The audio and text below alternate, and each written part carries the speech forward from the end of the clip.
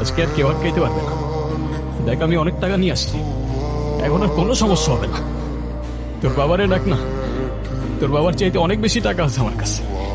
দেখ না, এই দেখ, সবার কষ্ট দূর করে দিব আমি। মানুষ বলে টাকাই নাকি সবচেয়ে বড় সুখ। যখন আমার বাপের কাছে ছিল তখন সে দেখাইছে, যখন তোমার বন্ধুদের কাছে ছিল তারা দেখাইছে, আর এখন তুমি দেখাইতেছ।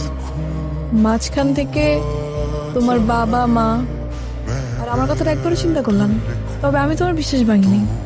আমি তোমার তো হইতে পারি নাই, কিন্তু আমি অন্য কারোরও হই নাই হায়দার।